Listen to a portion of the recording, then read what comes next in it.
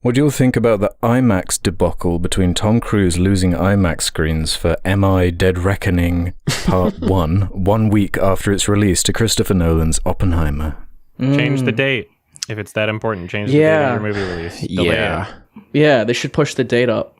Absolutely. If you don't want to compete with like the most hyped movie of the year, then don't put your movie in theaters the same time. Right. Yeah. Like, what do you expect? It's fucking Christopher Nolan, dude. Like, what do you expect? It's kind of his brand, yeah. Yeah, right. It's not going to compromise, no.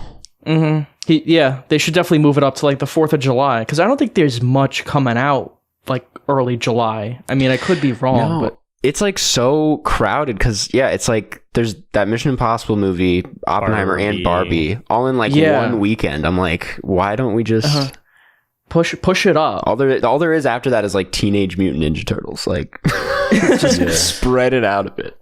Yeah, I would say like push it up to like the first week of July, because if you push it back too much, then it won't make as much money, because like the summer's over, everyone's going back to school, people are busy in like August or whatever. But if you push it up like early July, I think it would work fine. That might be like, I guess they're worried like people won't go see it because it's too soon.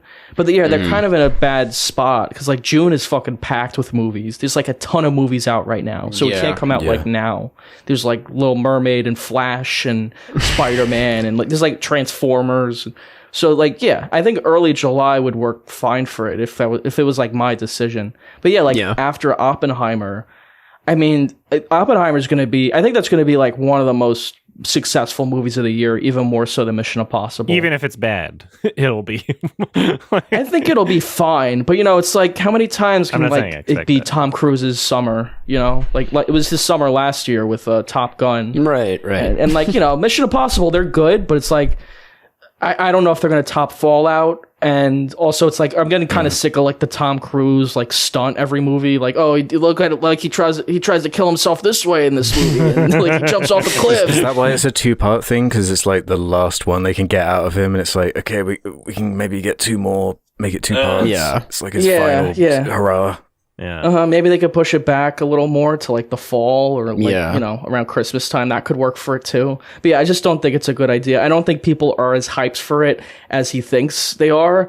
Because like I feel like with Top Gun 2, something refreshing about that movie is it wasn't like sold on like the stunts or whatever. It was just like a good movie. Like the stunts are great, but it's not like, oh look, Tom Cruise is gonna jump off a cliff again. And, it's just I feel like people are kind of sick of that at this point. It's like, how many times are you gonna sell the movie with like some amazing stunt? It's like getting kind of old.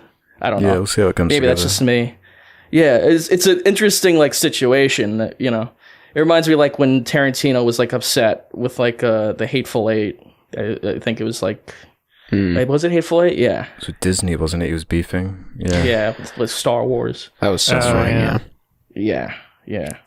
I mean, that one, there's a little more like of a debate, I guess, of like, an independent artist versus like a big studio, like with a tentpole, like Star Wars movie. But this is like, it's like Mission Impossible 6 Part 1 or whatever. It's like, there's only so much, like, I could shed a tear for him, I'm sure it'll be a fine movie. I just don't think it's going to like blow our socks off like Top Gun did. He still has part 2 anyway. Yeah. I mean. And I'm sure like people have seen it already, like Mission Impossible. They probably know if it's like better than Oppenheimer or not, like certain, in that circle, they've probably seen both those movies, like the theater curators or whatever. They probably figured like, Oppenheimer seems like more of a safe bet. Yeah, which I'm sure pissed him off. I mean, Nolan too, he's like one of the biggest proponents of like IMAX film. Like he's just been pioneering that shit for like a decade. He's like the top dog there. So you can't really compete with him. Yeah, in terms of that stuff. Yeah. I have to pee real quick. I'll be back. I had some Red Bull. I'm sorry. I'll be right back. Red Bull. I've been drinking some H2O. Good old the way of water. Water, making me sad. I've seen about these Avatar delays. Oh no. Yeah. I haven't. It's gonna be like 2030 by the time.